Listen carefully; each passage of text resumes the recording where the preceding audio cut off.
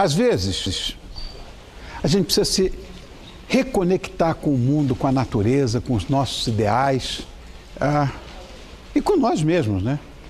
Agora, o que pouca gente pensou que fosse dar certo seria reconectar partes importantes de um ser humano, como a cabeça e o resto do corpo. Esse transplante de cabeça revolucionou a ciência nos últimos tempos. Eu tenho lido muito a respeito disso.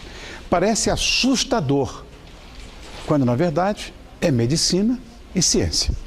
Vamos saber mais sobre essa técnica que eu acho intrigante com a ajuda do neurocientista Igor Duarte. Obrigado por ter vindo, Igor.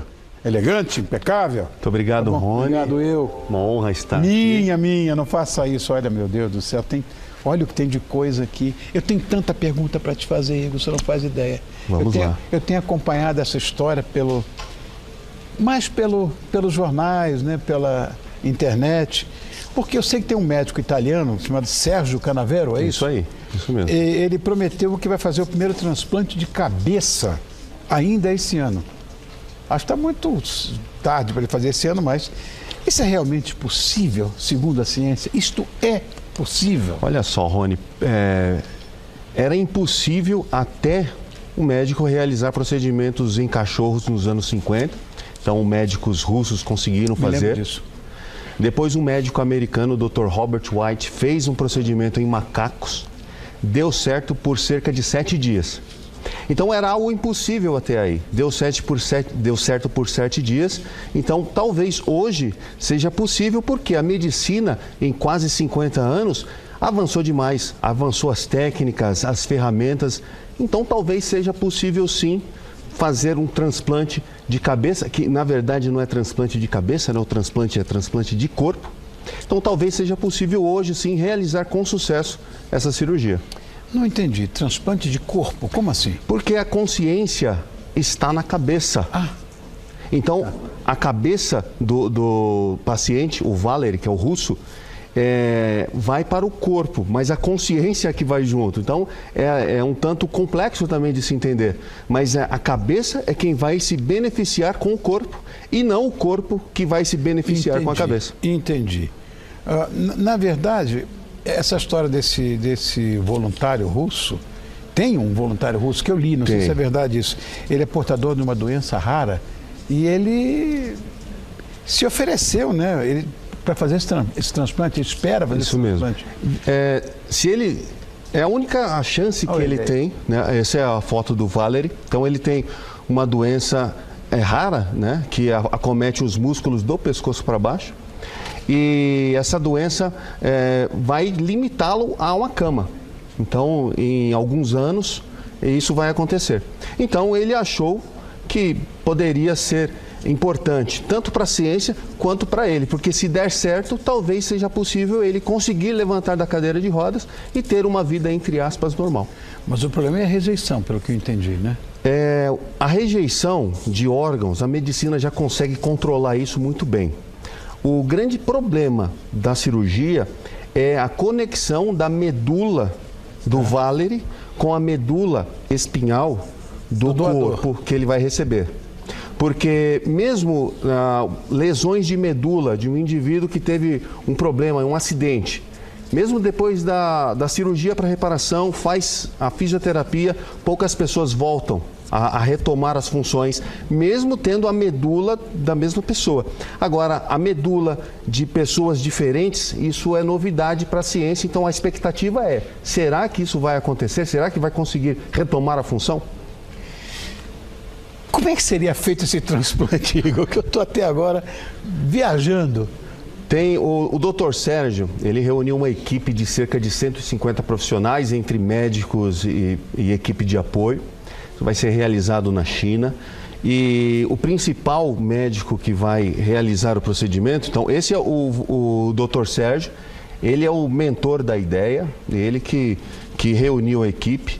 Mas, ao que parece, quem vai fazer o procedimento é o Dr. Ken, o médico, o neurocirurgião chinês, que já fez esse procedimento em ratos. Existem alguns vídeos na internet, um ratinho branquinho com a cabeça pretinha, então ele colocou a cabeça de um e outro. E o ratinho consegue ter movimentos O ratinho consegue controlar partes das pernas. Aí mostram o ratinho com a lesão medular, então ele provocou a lesão e fez o procedimento que ele está pretendendo fazer no Valery, e depois dá para ver que o ratinho retomou parte dos movimentos. Então, de repente, um rato como esse daqui, se fizer um trabalho de fisioterapia, cerca de alguns meses pode ele retomar todas as funções e ter uma vida normal. Essa é a expectativa que tenha com o Valery, de que a medula se ligue e que o Valery, após as sessões de fisioterapia, consiga se levantar e ter uma vida normal. Mas cheio de vasos, de coisas, de veias, de artérias, de... sei lá, é muita coisa. Parece difícil, mas essa é a parte mais fácil, Rony. Você tá brincando? Reconectar os vasos, isso daí a equipe de médicos vasculares consegue fazer isso tranquilamente. O problema agora é retirar a cabeça do Valery viva. Então, eu tenho aqui, eu peguei aqui um esqueletinho, né? Esse procedimento vai cortar a coluna vertebral aqui entre a vértebra C5 e C6. Isso é um corte estratégico porque o nervo que controla a respiração está na C4. Então, para não comprometer a respiração, eles escolheram essa região aqui. Então, eles vão fazer... Quer dizer, que corta na cervical mesmo. Corta na região cervical. Tá. Cortou. Então, eles vão introduzir cânulas para resfriar o cérebro a 10 graus. Com 10 graus, o cérebro, trabalhando em 10 graus, consegue diminuir drasticamente o metabolismo. Então, eles conseguem retirar a cabeça e ficar por cerca de 1 hora sem danos aos neurônios.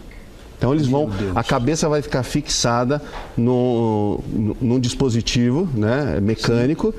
E esse dispositivo, uma espécie de guindaste, vai levar até o corpo que já estará sem a cabeça. Então, vai reconectar de imediato os vasos e a circulação vai começar imediatamente. Isso, mas vai manter o Valery sedado por todo o período.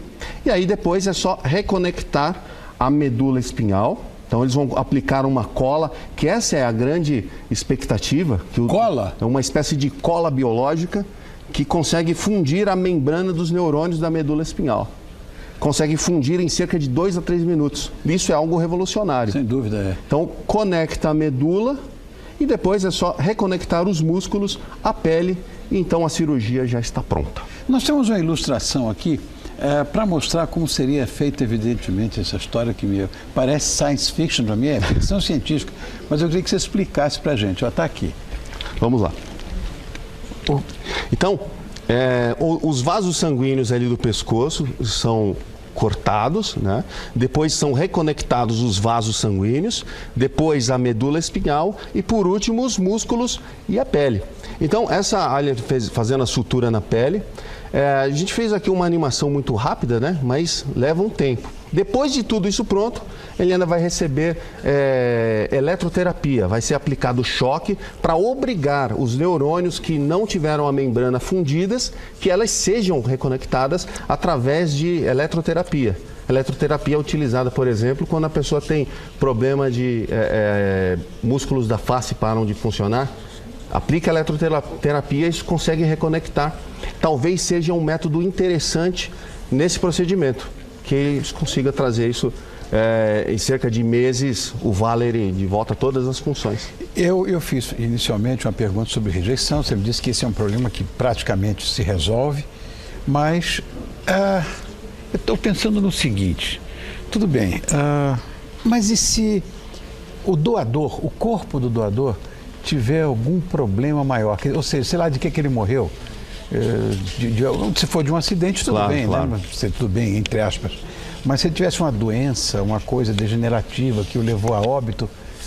Não, isso vai ser selecionado. Tá. Então, não vai ser qualquer corpo que servirá.